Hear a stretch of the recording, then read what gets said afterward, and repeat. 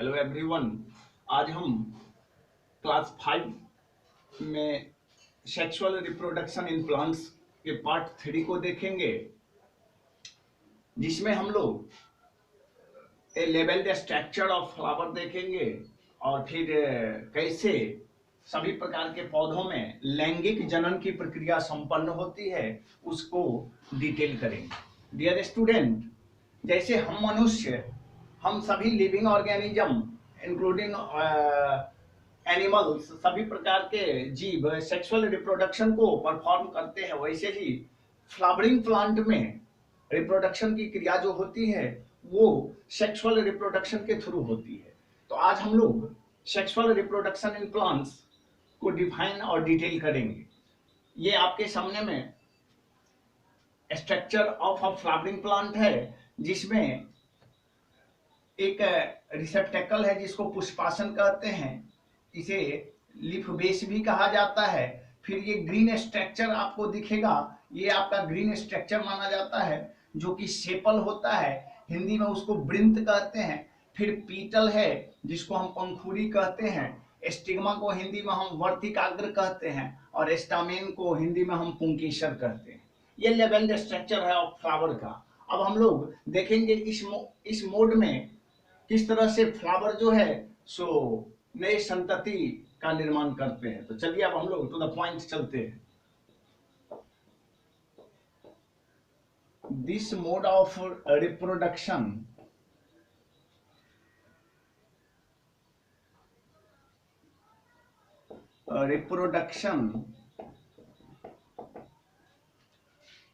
needs some special sex cells called gametes। यहां gametes से मतलब है जुग्मज। इस तरह के सेक्सुअल रिप्रोडक्शन जो प्लांट में निहित तो होते हैं, needs some special sex cells, वैसे ही ये रिप्रोडक्शन नहीं कर लेते हैं। जैसे एनिमल्स की तरह गैमेट्स, जैसे एनिमल्स में गैमेट्स का निर्माण होता है, वैसे ही फ्लावरिंग प्लांट में भी गैमेट्स का निर्माण होता है, जिसे हम हिंदी में जुग्मज कहते हैं। अब रही बात सभी तरह के फ्लावरिंग प्लांट क्यों इस मोड में रिप्रोडक्शन करते हैं, इसका क्या कारण है, कौन से एडवांटेजेस हैं, तो अब हम एडवांटेज को देखेंगे। The advantage of sexual reproduction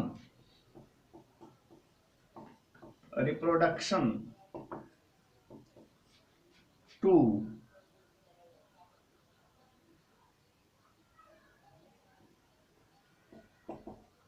continue the genetic variation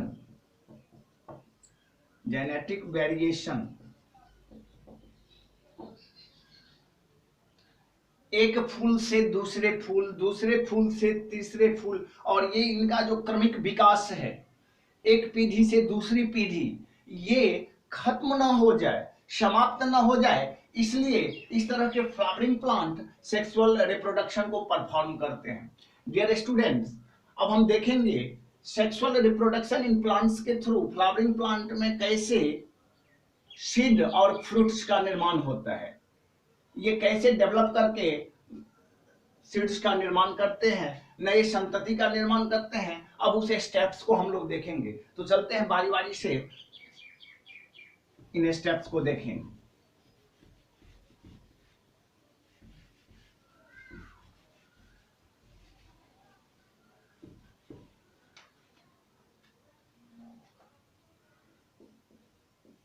In a flowering plant,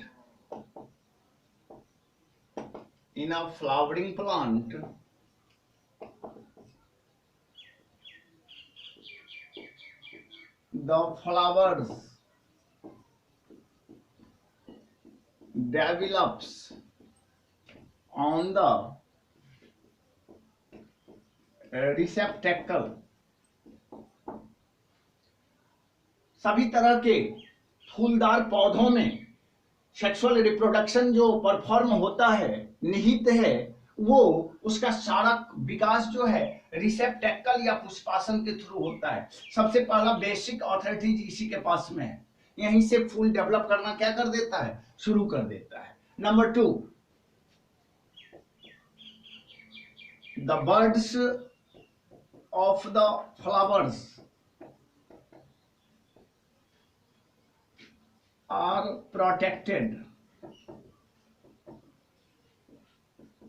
protected by green sepals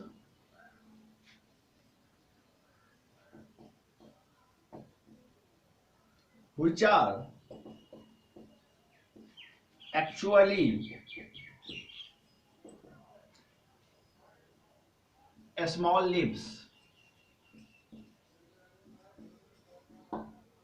The birds of the flowers are protected by green sepals.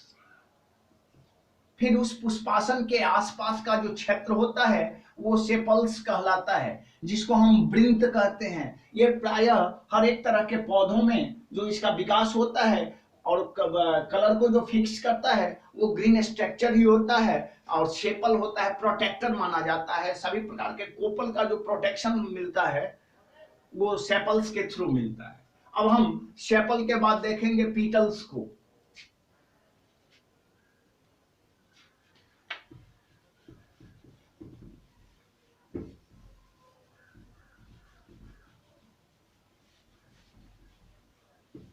जिसे हिंदी में हम पंखुड़ी कहते हैं। The petals of the flowers are brightly in color,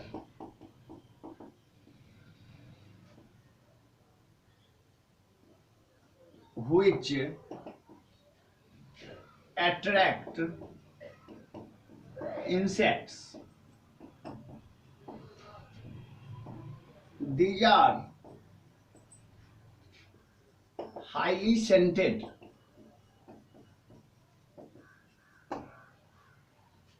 जब हम petals की बात करते हैं, जिसे हम पंखुड़ी कहते हैं, तो सबसे अट्रैक्टिव पार्ट फ्लावर का पीटल्स ही होता है।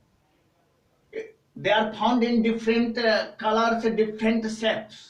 और वो कलर क्यों उसे प्रदान किया जाता है? ये कलर क्या मनुष्य प्रदान किया है? नहीं, ये गॉड गिफ्टेड है, नेचर के द्वारा प्रदत्त है। व्हिच अट्रैक्ट इंसेक्ट्स, जो सभी तरह के कीड़े मकोड़े को, जो कि पॉलिनेशन में सहायक होते हैं, उसको अपनी तरफ आकर्षित करते हैं। These are highly scented. जब हम उसे नाक के पास में ले जाएंगे, एयर के थ्रू जब हम उसको इनहेल करेंगे, तो एक अच्छी खुशबू उससे प्राप्त होती है। अगर हम उससे अट्रैक्ट हो रहे हैं, उसी तरह सभी तरह के इंसेक्ट्स भी पीटल्स से अट्रैक्ट होते हैं। जरूरी भी है, अदरवाइज रिप्रोडक्शन का प्रोसेस संपन्न नहीं हो पाएगा, क्योंकि यही एक ऐसा एजेंट है जो सभी तरह के पॉलिनेटिंग एजेंट को अपनी ओर क्या करता है, आकर्षित करता है। सो इसका सबसे अहम योगदान है रिप्रोडक्शन में, जो रिप्रोडक्शन प्लांट्स में, फ्लावरिंग प्लांट्स में संपन्न होता है। अब हम फिर आगे देखेंगे जो इसमें और कौन कौन से एजेंट सक्रिय भाग लेते हैं, तब हम स्टामेन की चर्चा करेंगे।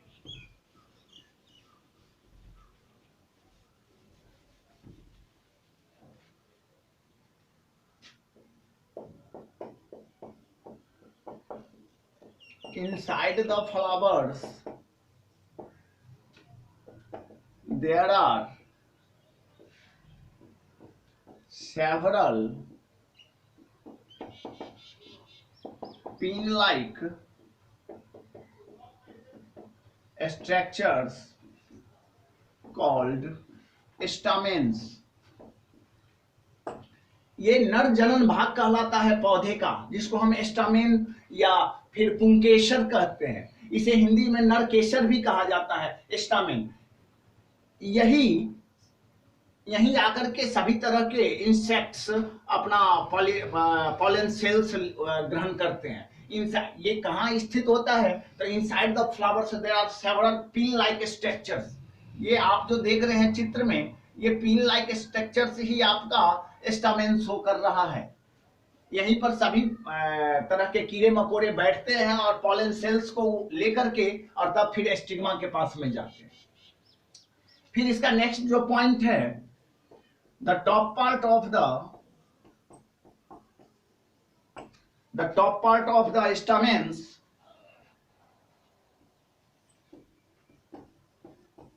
stamens contain pollen cells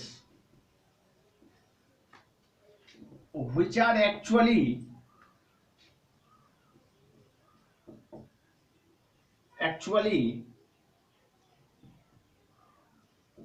male cells। हम जिस स्टामेन्स की अभी चर्चा कर रहे थे उसके पास में बहुत ज्यादा मात्रा में पॉलन सेल्स मौजूद होते हैं, और ये पॉलन सेल्स वास्तव में कौन सा सेल्स कहलाता है, तो मेल सेल्स कहलाता है, या पुरुष कोशिका कहलाती है, जिसे हम स्पर्म सेल भी कह सकते हैं। अब रही बात स्टामेन के बाद अब हम स्टिग्मा की चर्चा करेंगे। In the flowers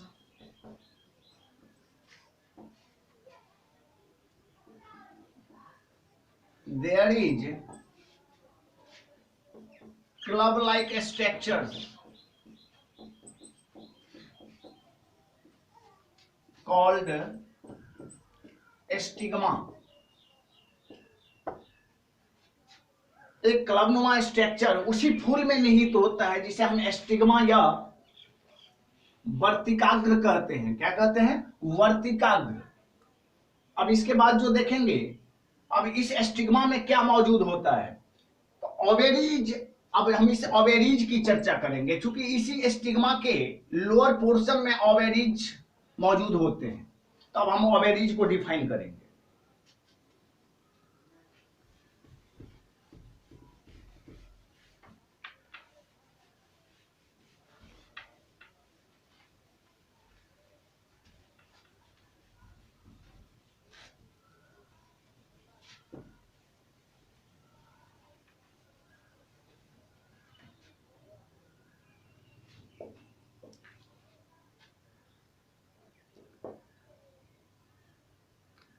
In the lower part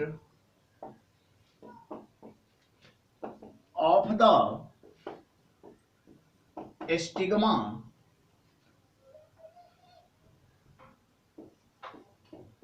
ovaries are found. Ovaries are present.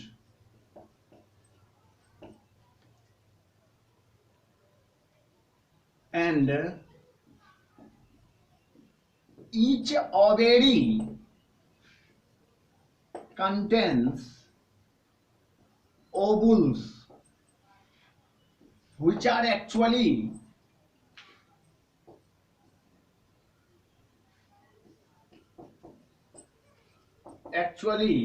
Female sales.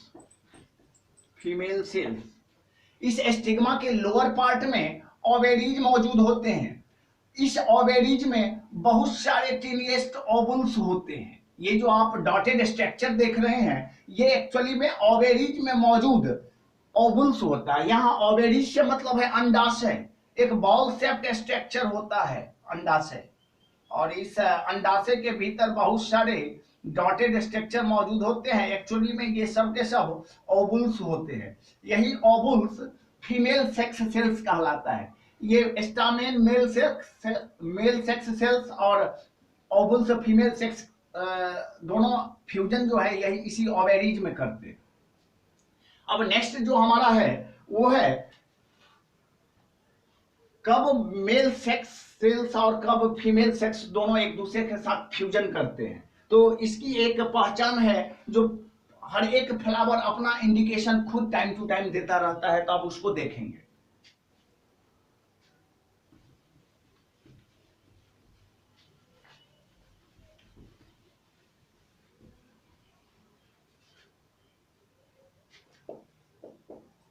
When the tip of the stigma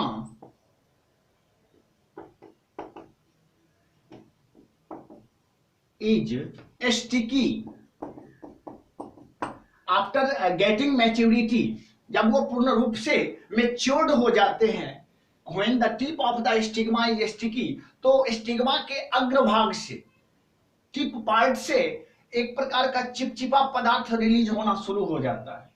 वो चिपचिपापन, स्टिकनेस शो करता है कि अब स्टिग्मा यानी कि female sex cells completely ready है। क्यों रेडी है? To gain the male sex cells which is released from stamens of the flowers. और वो तैयार हो गया, स्टिग्मा रेडी है क्या रिसीव करने के लिए? pollen cells which they get from stamens. This indicates that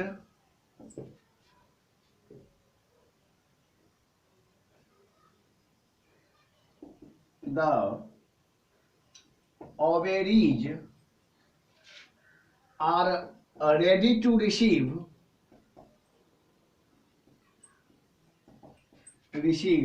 pollen cells. जब तक स्टिकनेस नहीं आएगा, उसके अग्रभाग से चिपचिपा पदार्थ नहीं रिलीज होगा, तब तक ओवेरीज कंप्लीटली रिसीव नहीं कर सकता है पॉलन सेल्स को। डियर स्टूडेंट, ये हमारा लेवल्ड स्ट्रक्चर था फ्लावरिंग प्लांट का, और फिर उसका डिटेल्ड था। अब हम देखेंगे कैसे सभी तरह के फ्लावरिंग प्लांट रिप्रोडक्शन पॉलिनेशन के थ्रू करते हैं। पॉलिनेशन एक स्वीट लिक्विड, पॉलन एक प्रकार का स्वीट लिक्विड होता है जिसे हम नेक्टर कहते हैं, और उसी नेक्टर को हम पॉलन सेल्स या फिर मेल सेक्स सेल्स कहते हैं, जो ओवेरीज के में स्थित ओवुल्स के द्वारा उसको क्या किया जाता है? रिसीव किया जाता है। तो अब हम लोग पॉलिनेशन प्रोसेस को देखेंगे।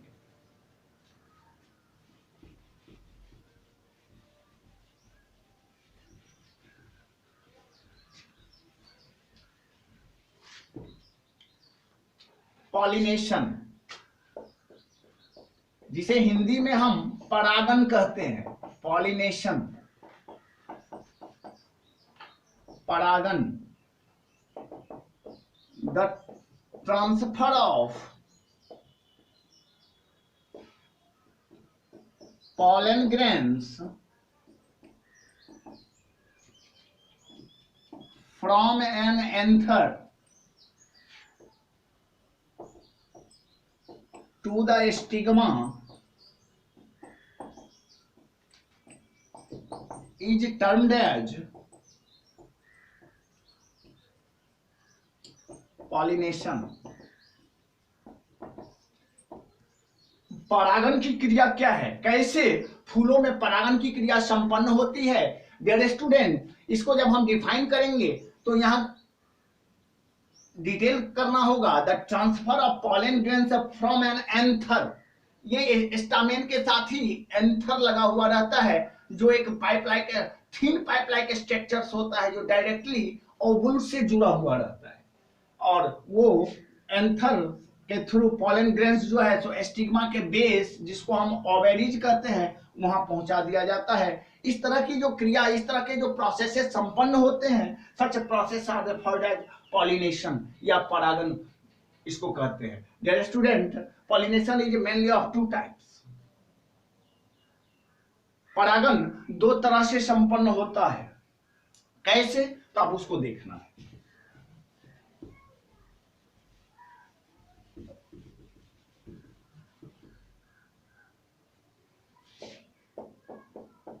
Pollination is mainly of two types. Pollination यानी परागन दो तरह से सभी तरह के फ्लावरिंग प्लांट संपन्न करते हैं। उसमें से एक है हमारा self pollination.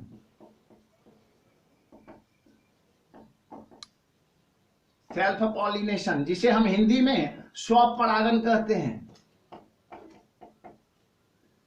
स्वपरागन, the transfer of pollen grains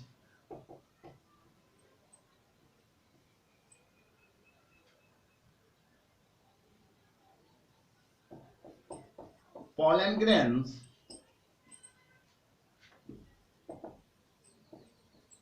from an anther to the stigma of the same flower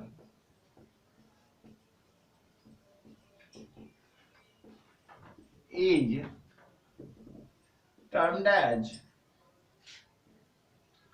self pollination. स्वपरागन से आप क्या समझते हैं? What do you mean by self pollination? The transfer of pollen grains from an anther to the stigma of the same flower. एक ही flowering plant है, उसमें दो फूल एक ही जगह स्थित है। अगर दोनों फूल के बीच में कोई ट्रांसफेरिंग प्रोसेसेस संपन्न होती है, such processes are referred as self pollination. इसके लिए एक प्लांट से दूसरे प्लांट पर इंसेक्ट्स को जाने की जरूरत नहीं होती है। एक ही पौधे में निहित दो फूल, एक ही पौधे में निहित, मान लेते हैं ये अगर हमारा फ्लावरिंग प्लांट है तो इसमें जो दो फूल बनेगा, इन दो फूलों के बीच में जो ट्रांसफेरिंग प्रोसेस होता है, इस तरह की क्रिया जो है तो सेल्फ पॉलिनेशन कहलाती है। इस तरह के प्रोसेसेस में इंसेक्ट्स को एक पौधे से दूसरे पौधे पर जाने की जरूरत नहीं पड़ती है, बल्कि एक ही पौधे के दो फूल पर, एक ही पौधे होंगे, उसमें दो फूल होंगे, दोनों फूल के बीच में जो मेल सेक्स सेल्स और फीमेल सेक्स सेल्स का जो ट्रांसपोर्टिंग होगा, वो प्रोसेसेस आपका सेल्फ पॉलिनेशन कहलाता है। अब हम इसके दूसरे को देखेंगे, दूसरे टाइप को देखेंगे जिसे हम क्रॉस पॉलिनेशन कहते हैं। क्रॉस पॉलिनेशन किसे कहते हैं?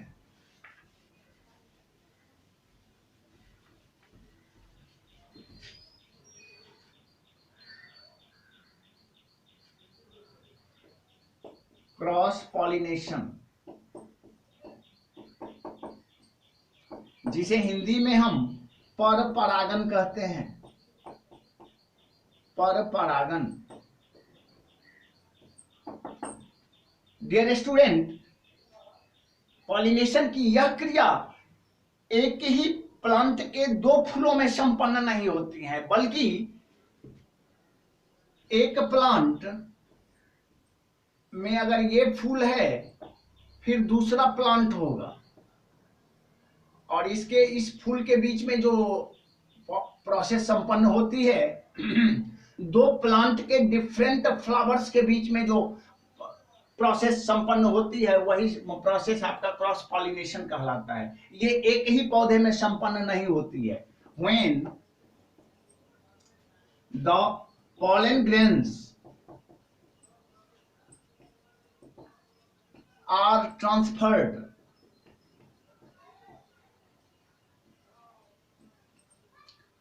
from one plant to the flower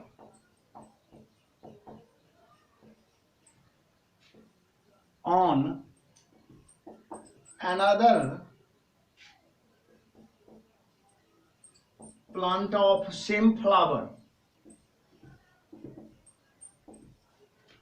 is termed as cross pollination.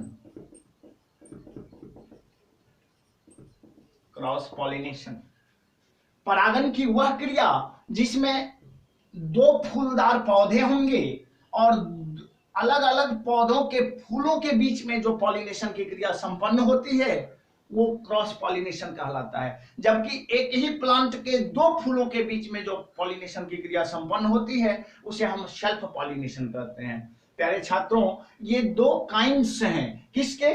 Pollination के, जिसमें से एक को हम स्वपरागन और दूसरे को पर परागन कहते हैं। आज के वीडियो में बस इतना ही। अब हम नेक्स्ट वीडियो में एक्सेक्सुअल मोड ऑफ रिप्रोडक्शन को देखेंगे। तब तक के लिए धन्यवाद।